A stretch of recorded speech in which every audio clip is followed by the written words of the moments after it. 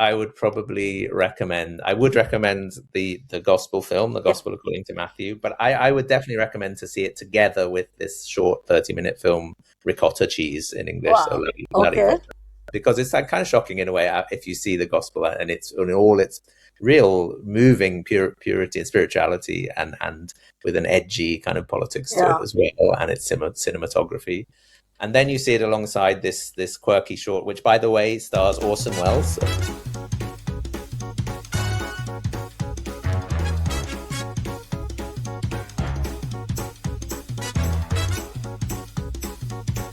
Today on the Artist Podcast, we're diving into the life, cinema, poetry, and contradictions of one of the most fascinating artists of the 20th century, Pasolini. Joining us is Professor Robert Gordon, one of the foremost scholars of Italian literature, cinema, and culture.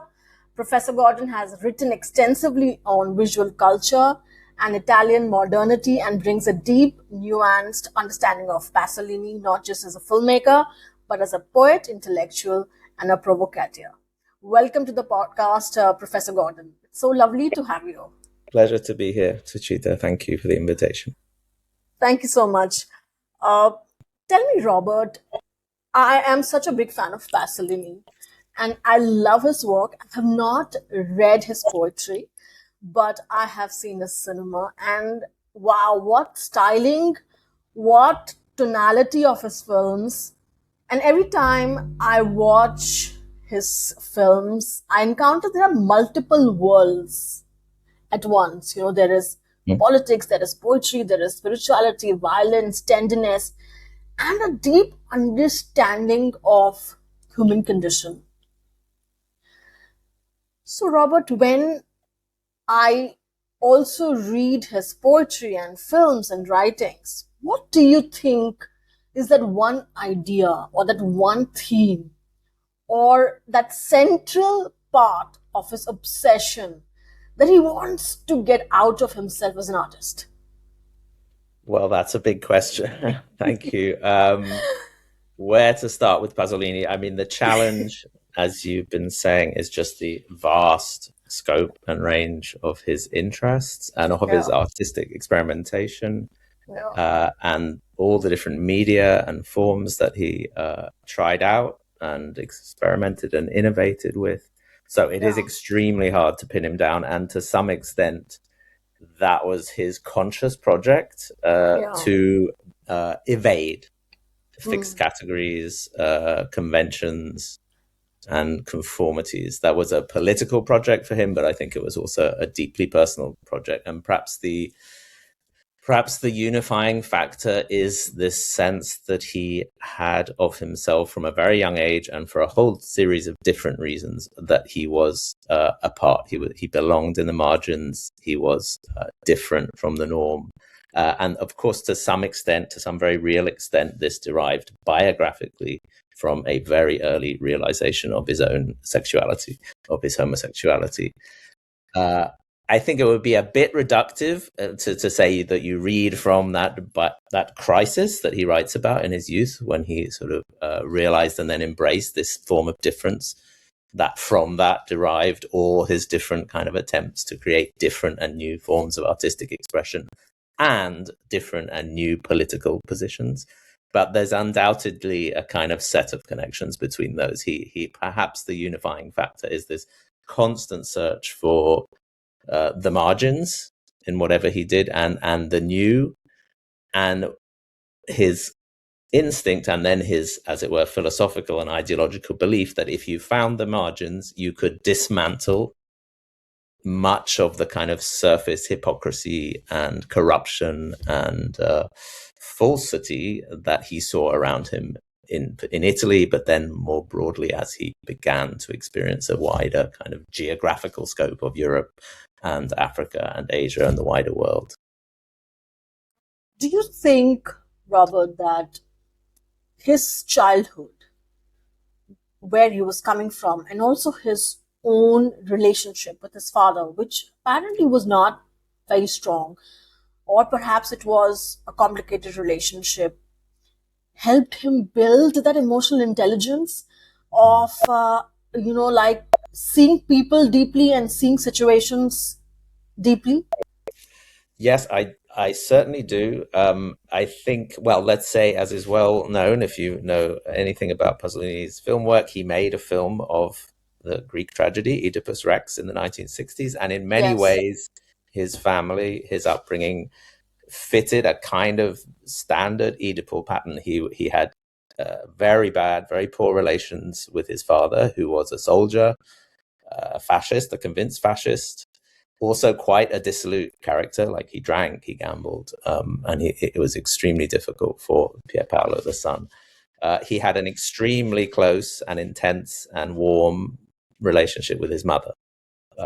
So the Oedipal pattern is all Yeah. too obvious in a way, and he would, of course, self-consciously play on this. Yeah. Because even in his film of the Greek tragedy, Oedipus Rex, he essentially placed his own elements of his own autobiography, even within the Greek landscape that he recreated there. So he knew, and he reflected on and drew on the conflict with his father, the intense relation with his mother. On his mother's side, I could perhaps just add one element, which is this also plays out geographically and in his language. So his mother's family was from this relatively little known area of Italy on the northeastern border, with what today would be near Slovenia, Italy, Slovenia, that kind of north, Austria to the north, a kind of other zone of Italy, very rural, very poor. And Pasolini spent summers there and lived parts of his childhood there. And his very, very first publications, his very, very first poems, were in the completely unknown and rather impenetrable local dialect of Italian, Friulan Italian. So this was a way of channeling his mother, like linguistically, geographically, and finding some kind of deep-rooted identity through his mother. Meanwhile, as you said, his father was everything that he grew to despise: the fascism, the masculinity, and the kind of the violence, the literal violence, and the sort of dissolute, the failure that he saw in him. So yeah, the family triangle really does explain quite a lot. Sort of really, and that is sort of like a germ from where most of his creativity, in fact all of it, has germinated. And the contradictions that come in his films perhaps are a lot, explaining that he was not just a fascinating artist but actually a very complicated Mm. artist, deep within. So Robert, if you had to describe him in 5 words, what would you use? Well, listen, he had a phrase which he would repeat, which comes from perhaps his most famous poem, which I can talk about in a moment. But the Yeah. phrase was the scandal of contradicting myself, which is not quite 5, is it? But anyway, it's close. This idea that he was riven in himself, in his interiority, in his identity, in many different ways, but that he embraced that. There's a famous quote from Walt Whitman, for example: "I contain multitudes, I contradict myself, I contain multitudes." Pasolini kind of lived that intensely himself, and then he used this as a device. He embraced contradiction as a device for reading the world and the universe around him. And he, even though he declared himself a Marxist, for Yeah. example, he said very famously, he said, "I am a Marxist, but I don't believe in the dialectic, because the dialectic in Marxism requires you to have an antithesis." A Hegelian Marxist would say you need a thesis, an antithesis, and then a synthesis. And the synthesis is the way history progresses towards a kind of Marxian future. And Pasolini said, "Well, I'm a Marxist, but I don't believe in the synthesis. I believe in holding on to the thesis and the antithesis. Contradiction is at the heart of what he did." So I think that phrase, the scandal, the positive scandal, the generative scandal of contradiction, is perhaps the best summary I can think of. Lovely. And also, Pasolini was a self-taught filmmaker. He was not from Yeah. from a film school. He was not. He never worked under a director, but he started off as a poet. He was an author, but he was invited by Fellini to write films. So, so Robert, no formal training, and he was able to develop ideas like cinema of poetry, Mm. and that brought radically new thought process into cinema. What are your thoughts? What are your thoughts there when we say Mm. that no, you need to be trained, you need to be this, but look at this, an artist coming from nowhere. Yeah, it's a very interesting transition. It happens right at the end of the 1950s and right into the early 1960s. It's a pivotal moment. One of the notable things about Pasolini is that he goes through these, in different ways, a whole series of radical pivots, and this is perhaps the most radical one of all. To move from what's interesting, I would say, and it's hard to think of any other figure who quite makes this transition in the same way in the history of cinema. There are probably a couple of other cases, maybe Cocteau or someone like that. Who, because he was already really rather well established as a literary intellectual. He wasn't just like a young poet who tried out and then he turned to cinema because he made it. He made it in cinema. No, he'd actually made a name for himself as a novelist, a poet, an intellectual, a critic, a whole series of kind of writerly positions that he'd already taken up. It was scandalous, to use that word again, for someone in the high literary elite where he'd just arrived. To turn to cinema, and there was still quite a lot of snobbery. A lot of his colleagues said, "What on earth are you doing? You're throwing away the talent, the success as a genuine literary figure, high cultural figure." Um, but he saw the faults and the flaws in the literary, and he saw the hypocrisies, and he saw the political problems, and he thought for a long while that cinema was a marvelous solution to this. So he kind of picked up on the training he did have a little bit. This is a very interesting side story in his history, because when he was a student in Bologna University during the war years, essentially, he had studied literature, but also a series of art history courses by an extremely Renaissance and medieval art history and some modern art, extremely charismatic and important figure in the world of Italian art historians. And he went back to that formation. And that's why you see a lot of hints and derivations from that great Italian tradition, complex corners, but also famous iconic examples of works that kind of turn up not as easy citations in a kind of flippant postmodern sort of way, but as a way of entering the visual field without film training, as you said. He had another visual language. And that's why you mentioned this very influential and quite dense essay that he published in the mid 1960s, The Cinema of Poetry. That's why he also wanted to kind of think through and theorize in some way some new kind of visual language for cinema and a new connection, like poetry, like the written language of poetry.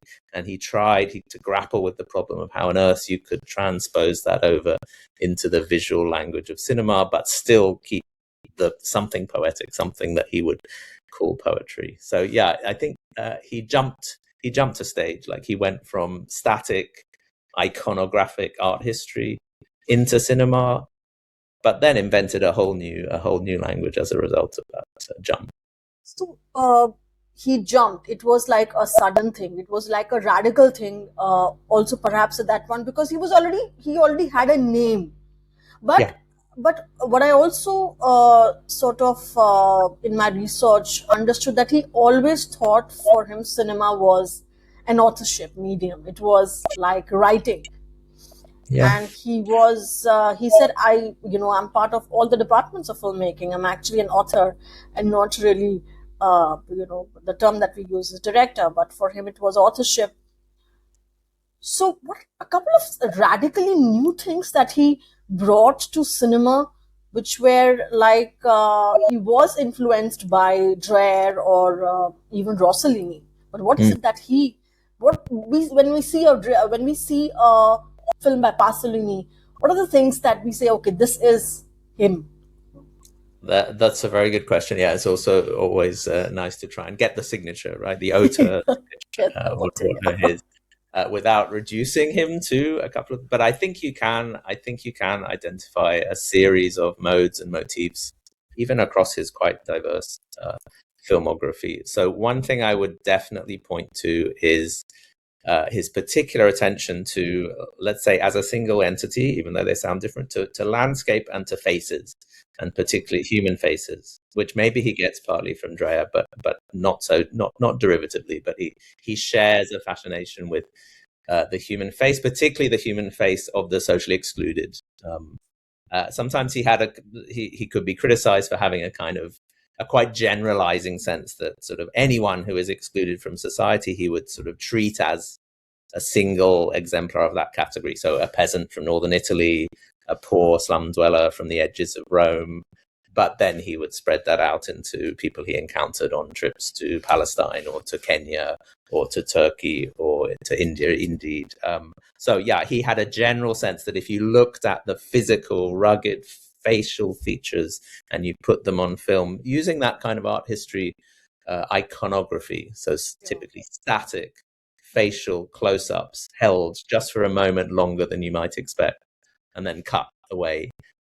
Often, if you look perhaps at one of his most important and famous films, his film of the New Testament, Gospel according to Matthew, where the film tells the gospel story and is actually very faithful to the Bible text.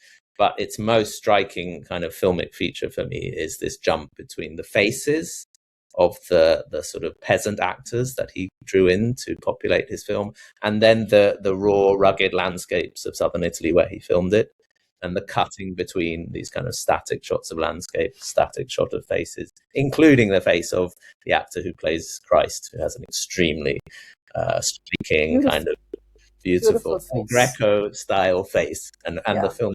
The camera looks at him and stares at him, and something very profound happens in Pasolini's faces. So I would perhaps say, the faces and the landscapes would be two places to start. Something very prominent in Pasolini's film. So what about cinema of poetry? He famously spoke about it. And if you had to simplistically explain the cinema of poetry versus the writing poetry in a different form, how would you define or put words to it? It's a good question. Actually, it's not as easy as it sounds, because it's a very good title for an essay, but it's a very dense and quite complicated essay. And one reason for that, just as a preface, is to say he wrote that essay using a kind of jargon, which was the jargon of semiotics, like the jargon of the study of signs. Semiotics, which was very new and trendy in the 60s. And Pasolini was what some people call a magpie. He did this throughout his life. He would pick up on new trends and new vocabularies, take them on board and completely make them his own. And often experts in these areas would hate him for this. They'd say, no, you've got that completely wrong. You've got that. But somehow the force of his imaginative thinking meant that this didn't matter. And today people remember his formulations more than the professional semioticians who have receded into the dusty past, right? So he was, in that essay, he tries to kind of grapple with how cinema works as a visual language, semiotically speaking. So how the syntax of cinema works, what's the equivalent of the lexicon. If cinema, we have a dictionary, which gives us a lexicon of our written and spoken languages. What's the lexicon in cinema? And his assumption, his theoretical hypothesis was that there is no lexicon. The lexicon of cinema is infinitely the whole world, because you simply look at something in the world. You record what you're looking at, and that there's no such thing as even 100,000 words in an English dictionary. No, we have infinite. So his idea was that this disrupted the kind of structures. So written language would take words from a dictionary, put them in a line that made syntactical sense, and then you get prose. You get kind of logic and sequence and rationality. This is what he loved about cinema, and the theory he made there was that cinema completely ruptures those connections. It's simply gloriously raw reality captured, not articulated into that syntax. And by the way, and this all sounds very dry and abstract, but for Pasolini, that syntax, that kind of sequence was capitalist. It was corrupt. It had ideology to it. The conventions that it brought with it were identical to the conventions of what he despised, which was modern Western capitalist economic and cultural conventions. So cinema had power in that political sense, well, simply by looking at the world And that's what the poetry is as well. The poetry is subversive. The poetry is disruptive. You look at the world in its infinite possibility, and you take its raw objectual reality. Now, I have to add one further element, though, because this is about half of the story of that essay, right? Sorry about this, but it's his fault. No. Yeah, the other side of the story, and if you've read that essay, you see this immediately. He's also heavily invested in the idea that cinema can be expressive of subjectivity, of an individual subjectivity. So he has this interiority, dreamlike interiority. He says films are like dreams are like films, and cinema is dreamlike. And then you have that total, incredible objectification. The world is object, infinite numbers of objects. And for him, the poetry in that essay, the cinema of poetry, is this bizarre alliance between the intensely, uniquely subjective and purely objective. And he thought he could bring them together. And he talks about it in very technical senses. A lot of that essay is based on how you can use the camera as if it were the interior perspective of a character or a position, what he calls the equivalent of free indirect speech, like the voice of a character in a novel, narrating the novel. Can you capture that interior narrative? Wow. So yeah, it's a strange combination, but it's resonated a lot with other filmmakers, and in that essay he engages with other filmmakers like Antonioni or Fellini briefly, and that's a must-read essay. It's fascinating. It's difficult, but it's really fascinating. Yeah, it's wow. It's such a enriched mind that sort of constantly contradicting from Marxist to spirituality to being an intellectual, to being radical, to being nostalgic, to being deeply political, to be deeply emotional. So, how was he enriching his thinking abilities? How was he thinking? What do you think, Robert? To become this enriched where you're constantly, but then where do you stop? No, yes, he had a problem with stopping. I think this is part of his complete works are published, published complete works is a vast, 14, 15,000, 20,000 page outpouring, often with what's another fascinating thing for scholars like me is that all his works overlap and intersect all the time. So a poem that he wrote would reappear on a film, and then the idea of that film will reappear in a verse tragedy that he writes, and then he's constantly elaborating and re-elaborating, and often not finishing. So quite a lot of his works are unfinished works, and he actually theorizes this, because this is part of that thesis antithesis. Don't close it down. Don't polish it off and tie a knot and put a bow on it. He at a certain point he began to make films that he would entitle Notes Towards, and he would just put some location shooting or some preparatory film materials on film and just package it together and leave it at that. He'd never actually make the final film. Wow. So although we have some wonderful, completed, iconic films that are complete, we also have a vast body of material that he just reworked and developed and transposed. And never got to make it. Yeah, and some of his, for example, his 1968 film Theorem is a beautifully, in fact, over-exaggeratedly neat and symmetrical film, but it's also a novel, which is absolutely not the screenplay of the film. It's a totally separate work.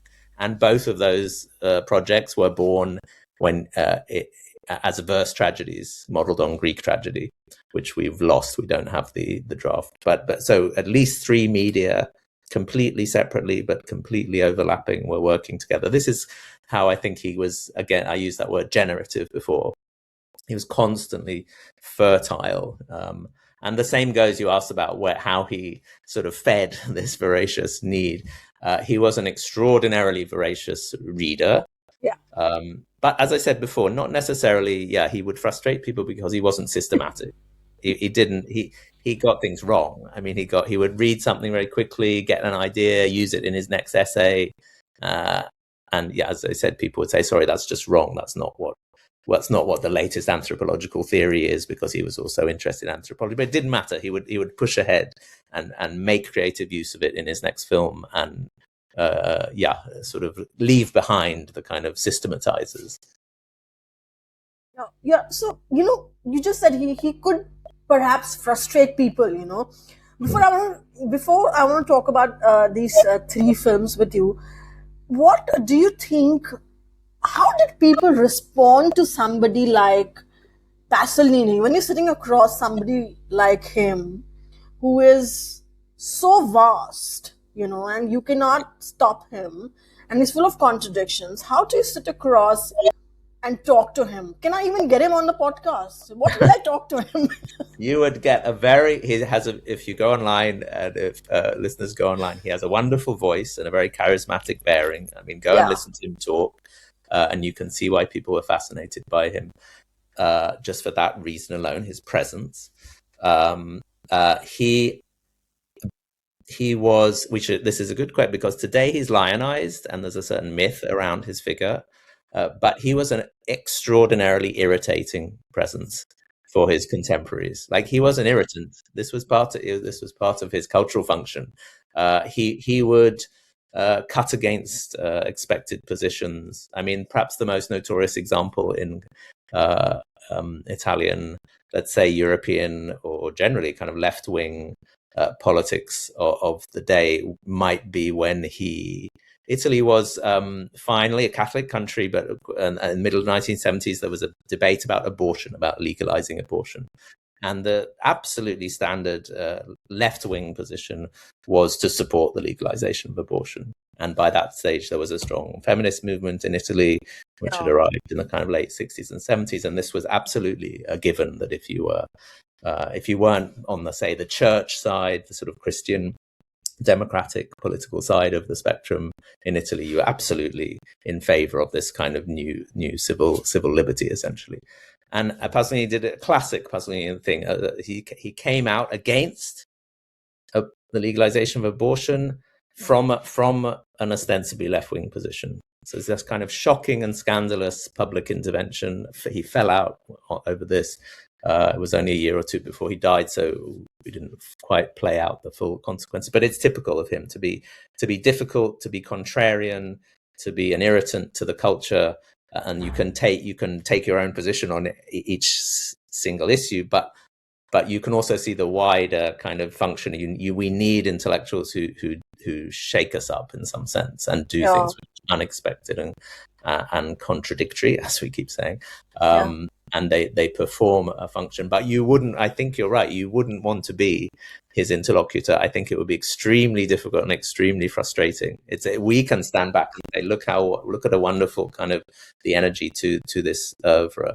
But I don't think you'd want to be his peer and contemporary. And there are you can follow lots of kind of furious rows and fallings out and distancing, even with Fellini, you mentioned before. Fellini gave him a break into filmmaking, but within months they'd fallen out over it. They couldn't agree over his very first film, and Fellini pulled out of, he'd agreed to fund Pasolini's first efforts as a director, but he pulled out, and Acatone, his first film, was funded and produced by someone else. So he was an irritant. He was an irritant. Did that make him full of himself, having such an enriched mind? Possibly. I mean, he had a. I should also add, because I don't want it to disappear from the conversation, that a lot we have to feed his sexuality into this as well, because some of that difficulty, even the left was homophobic. I mean, almost as much as the right in this historical period. We can argue about whether that's still true in some places, but that's another way he was like. They couldn't pin him down, because he was also sort of transgressive in that way, that the Communist Party that he was allied to, if not a member of, in fact, he'd been kicked out of the Communist Party in his youth because of a scandal surrounding his sexuality in the 1940s. He remained aligned with them, but there was always this uncomfortable relation, because he kind of celebrated a kind of sexuality, or, well, perhaps not celebrated, but kind of embodied a kind of sexuality that was not a comfortable fit for the orthodox Marxist left at that time. Perhaps not now. Yes, perhaps not now. I think that's right. I would hope not now, but yeah, I think so. Yeah, this it's important to say that that's another kind of root cause and sometimes unspoken discourse that's going on beneath the surface of these public debates about issues. Yeah. Okay, coming to one of his very popular films, The Gospel According to Matthew. Now it's a beautifully done film. It's but the thing was that Pasolini was an atheist, and he went on to interpret and a film which was admired by the church.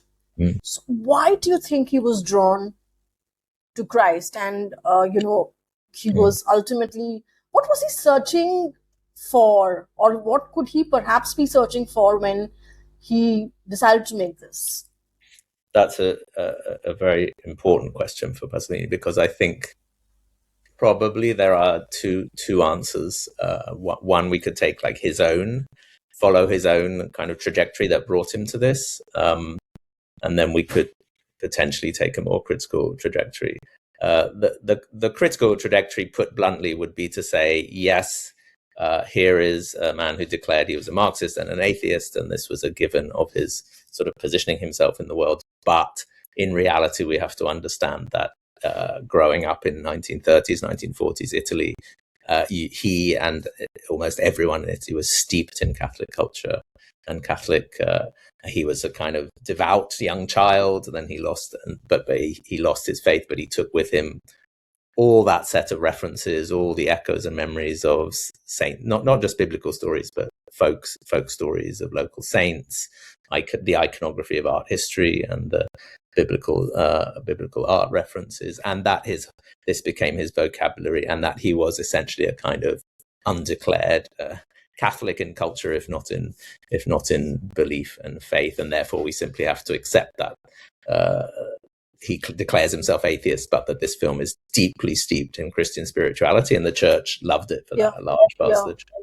What he thought he was doing, I think, was holding on to the power of the biblical myth and the story of Christ as political.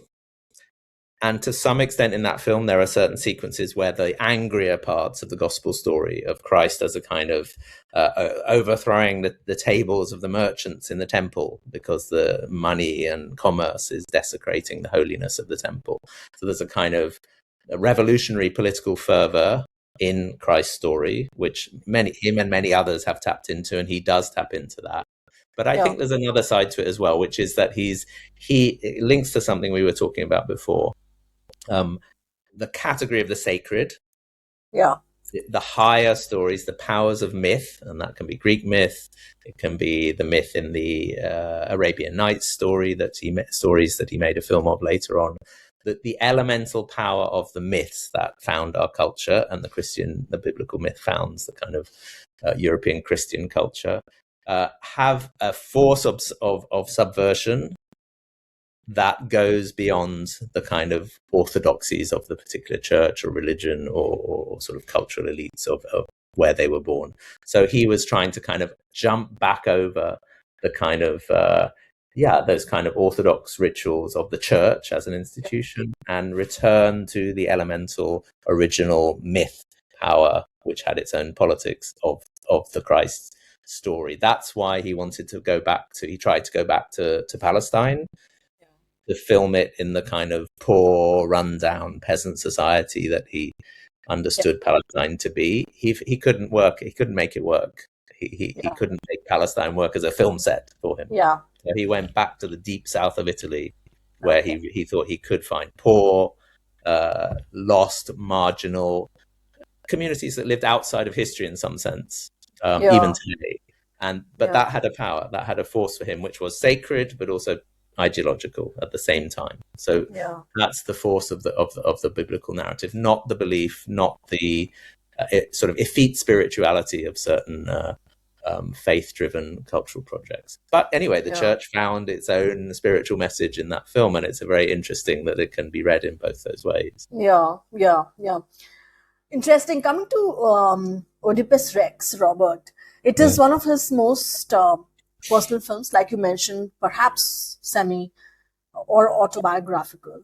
So what was he, when he was making that, what could he perhaps be wrestling with as an artist? What was he trying to get out? Because I think all his work is very personal. I mean, he wants to take out something, which he's, which is limiting him as a human. He wants to put it out there. I think it's interesting to come back to the comparison with Fellini. I mean, around the same time, Fellini was also kind of coming up with astonishing new ways of being autobiographical on film, telling his own, being kind of introspective, psychoanalytical, subjective, autobiographical. It's not easy to do autobiography on film because where's the first person voice in the film medium? It's kind of, it needs to be kind of invented anew, or you need to know some biographical background, but that's a bit lame if it's only autobiographical if you know that the author went through this experience themselves. So kind of that's and personally, Oedipus Rex is a great example of a kind of a completely different way from, say, the Fellinian line of being autobiographical on film, and it links to what I was saying before, which is, and it links, of course, to psychoanalysis. He knew what he was doing. Between the Greek tragedy and the Sophocles and others and Freud. But he doesn't do it by psychoanalyzing the myth at all. He just combines like a really almost alienating anthropological idea of telling the story in sort of desert landscapes and filming in I can't remember if it was Turkey. In any case, using very charged costumes, and studying and constructing a sort of extremely kind of different and distinct set of visual clues to create the elemental power of the myth. And then he frames it in a way that kind of nods towards his own autobiographical frame. So the beginning of the film and the end of the film are set in Bologna, which was the central Italian town where he mostly grew up and studied. And then there's a baby, the baby Oedipus that we see in these modern sequences. The father is dressed in military fascist uniform. That's his father. Okay, that's fine. It's a little nod of a slightly more mechanical kind. But these are brief moments and just framing moments. And then we jump back into this extraordinary sort of raw, he would say prehistorical. I mean, it's a slightly, I'm not sure it's a term we would use now, but anyway, a kind of what he thought of as kind of primitive, prehistorical other world. And in that other world and through the story of Oedipus, he maps his own story, but also a kind of philosophy of history. I mean, he sees Oedipus as a pivot again, but in a much grander sense than his own pivots. It's the pivot from essentially what he would call prehistory to history. So when Oedipus gets expelled from Thebes, he's the society leaves behind is, for Pasolini, the first bourgeois society. Like you expel the violent, disruptive, elemental force in order to normalize things. So the story of Oedipus for him also has this ideological component. So it's this layering, I think. There's autobiographical framing. There's deeply elemental, filmically rich kind of modes of filming that landscape. Not ancient Greece as the kind of precursor of Rome and the kind of birth of European culture. No, it's a deeper transition from the ancient to the modern, essentially.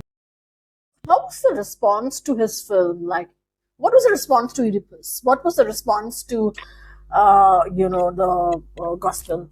How did people respond to his films at that time? Yeah, they had some success, but it was quite unpredictable. As the church response is interesting as well. So let me take, and that would condition the kind of wider public response. So he became a kind of notorious kind of cult filmmaker quite quickly amongst the sort of film. It was quite new in Europe in the 60s, like in Paris, the kind of young, alternative film club kind of audiences that were looking for new auteurs and looking for innovative filmmaking. As one film historian put it, that this was the first generation that actually wanted to be bored and confused at the cinema.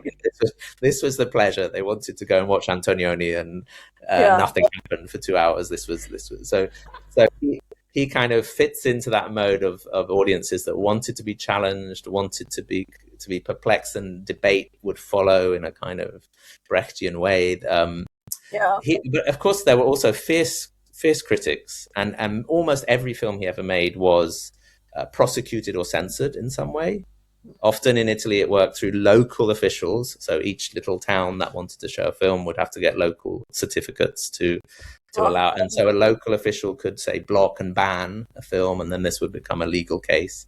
And it's interesting with the Gospel. So, for example, the year before he released the Gospel, which won prizes, Catholic filmmaking prizes, and he made another Bible film. It's just a short film called La Ricotta, called Ricotta Cheese.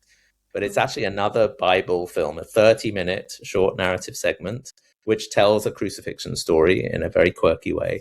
That was prosecuted for blasphemy, and there was quite a long-lasting case. So within months, he was both being prosecuted for blasphemy, being embraced as perhaps the most pure spiritual filmmaker there had ever been of the Bible story. And being debated amongst the left-wing Marxist students and the kind of committed, sort of culturally alert, new youth culture that was emerging in the 60s. So all sorts of different reactions at one and the same time. Do you think he designed this on purpose? I think he used a word which is I think we would translate probably as ungraspable. Perhaps the most literal translation would be unrecognizable. But I think he had this sense that you had to be, it was a survival mechanism in a way. You had to be ungraspable, like they couldn't pin you down, otherwise you're lost. And by the way, I mean, just to add as well, occasionally his films would be picketed by neo-fascist groups, for example, and there would be fights, and there would be violence at film screenings, and scuffles and kind of.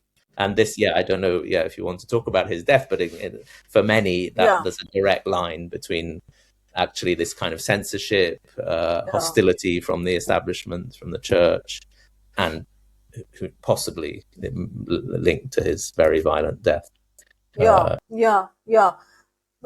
true. I don't want to talk much about Salo. I've not been able to see it because I just. I'm not able to get through the film because I feel somewhere very overwhelmed. When I get to certain sort of parts, it's very disorienting, and it can be Kafkaesque if I can use the word at some of the scenes. But how was the response to the film? And that was apparently his last film. Is that one of the reasons that could perhaps be a precursor to how he passed away? Not a precursor. Well, probably not directly a precursor, but his death interfered with the response. So it hadn't been released in Italy, but he made it. He was making it in the months, and had completed it a few months before his murder. In 1975. And as you say, it's extremely difficult to watch. And it's one of the films that's pointed to in sort of world cinema as the sort of ultimate challenge to the censor, and not in the sense of the sort of political, sort of fascistic censoring of free speech, but the censor who has to approve films for distribution and violence, on explicit sexuality, and so on. It's extremely difficult to watch. I don't advise students to watch. On the other hand, it stands for something very powerful. He was in some form of crisis, and if he'd lived, I suspect his films and his work would have pivoted at this point as well, because that film is a symptom of a deep crisis. As in the film medium, the only way out he could see seems to have been to push film and the boundaries of transgressive kind of visualization to the absolute extreme of human degradation. He was looking to say something about fascism, historic fascism in the 1940s, but also about what he saw as contemporary consumerist fascism, which he thought was a kind of language we're familiar with now, but was relatively new in the 70s. That a new fascism was taking over, which was the sort of flattening, sort of what he called the homologizing or homogenizing consumer capitalism, where everything was a product and everything was for sale and everything was the same, and everyone wore the same jeans and everyone had the same haircut. Even if they were rebels, they had a long haircut. If they were not rebels, they had a short. Everything was flattened out, and this was devastating for him. There was no difference anymore, and he embraced difference.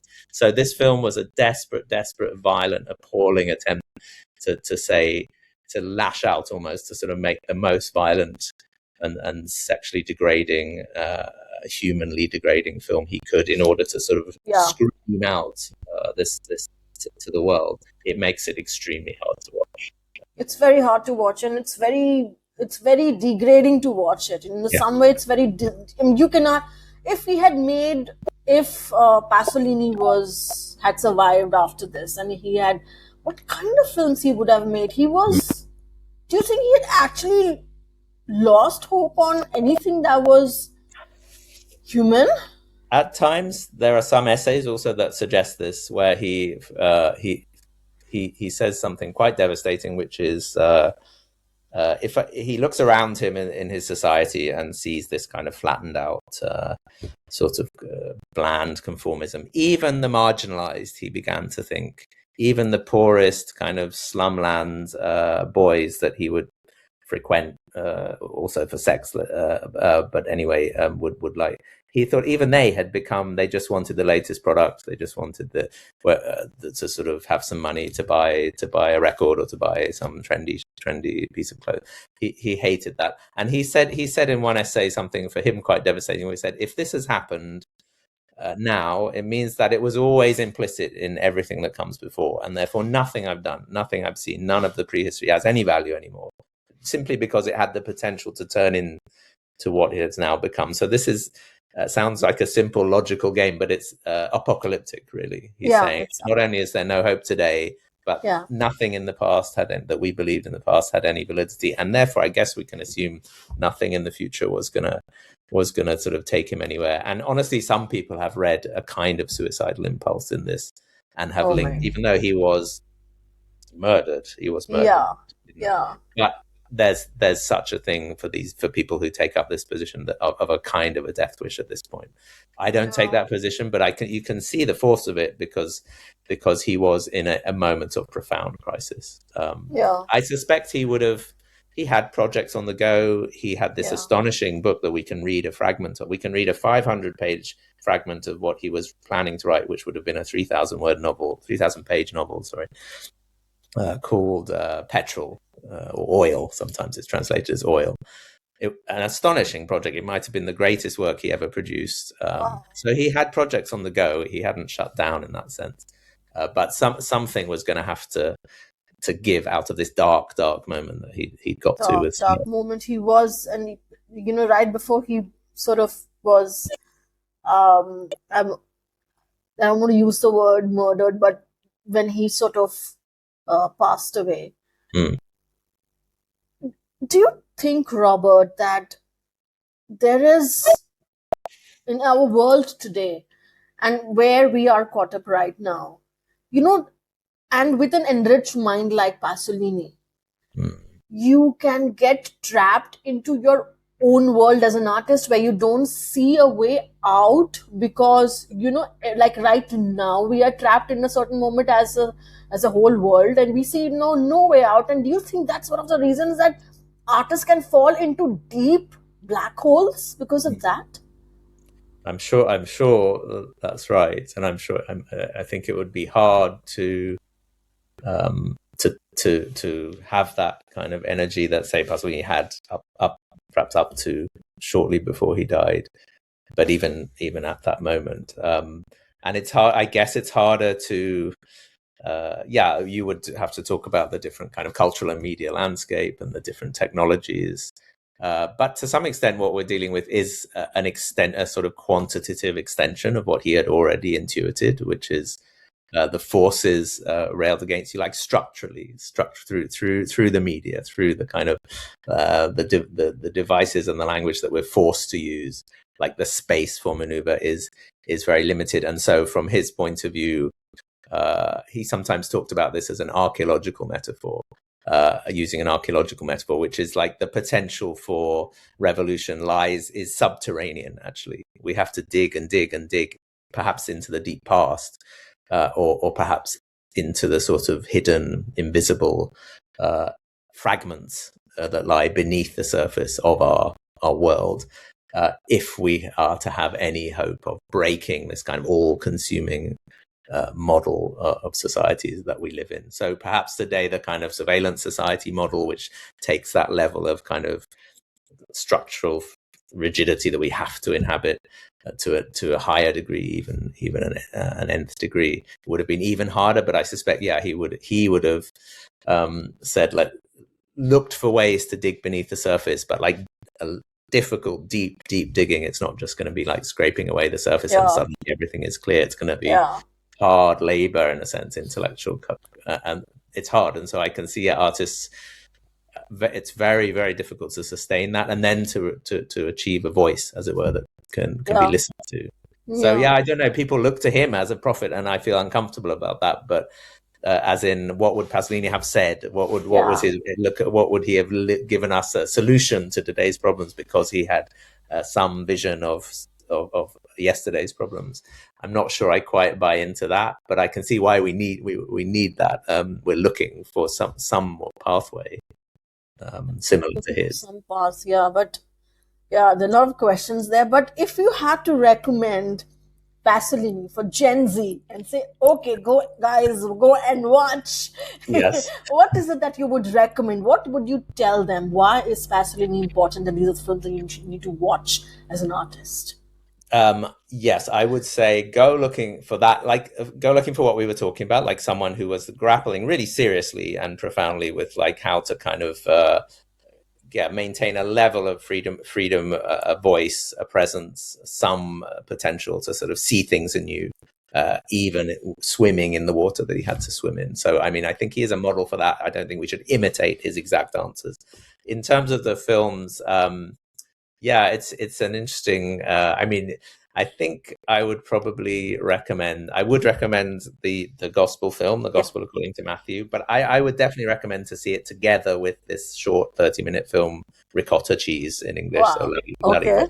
Because it's like kind of shocking in a way if you see the gospel and it's in all its real moving purity and spirituality, and with an edgy kind of politics to it as well, and its cinematography. And then you see it alongside this quirky short, which, by the way, stars Orson Welles, appears as amazingly. He just turns up as a figure who is kind of a film director like Pasolini.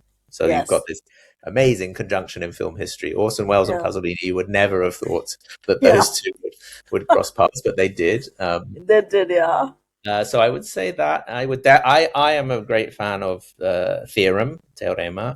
Right. Almost, I think if you see Theorem and you probe it, you almost don't need to see Salò, luckily enough, because it kind of is already grappling with that kind of dry, analytical, sort of quite cutting film of crisis. Right. But it doesn't do it with any of that kind of degrading and extremely kind of explicit violence and degrading sexuality. But actually some of the hard politics, taking apart the bourgeoisie, as he would see it. So I would say Teorema, which, by the way, has been compared to Saltburn, the recent film, sort of British-American film about an aristocratic family that is kind of infiltrated by a strange young man. It has elements of, if any of our listeners or viewers know that, there's a kind of, they're kind of similar stories, actually. So I would say Theorem is a kind of antecedent of that. It became a cult film in Britain a couple of years ago. And then, I don't know, the final one would perhaps be his first film, I would say, Acatone. Because, the other thing we haven't really talked about is that Pasolini, among many other things that he is, he has become and is now seen as the great artist of the slums on the edges of Rome. He became very associated with the city of Rome, the language and dialect of Rome, and this mid-20th century kind of slum periphery that after the Second World War had kind of proliferated after the fall of fascism. A whole world he found there, and a language and a kind of way of living that has disappeared. But of course, around the world, this phenomenon of the kind of slum peripheries of modern cities hasn't disappeared at all. And he's one of the great artists of that. So that first film, I think, is great for, the kind of urban margins filmmaking, which is such a rich film in thread in film history, after all. Thank you so much, Robert, for your time. I took a lot of your time and almost an hour. I really, really appreciate it. And thank you so much. I hope the audience is going to really, really get connected to this episode on Pasolini, and I've been wanting to do this for a very long time. So thank you so much. Thanks, Suchita. It's been a pleasure. Thanks for inviting me. Thanks.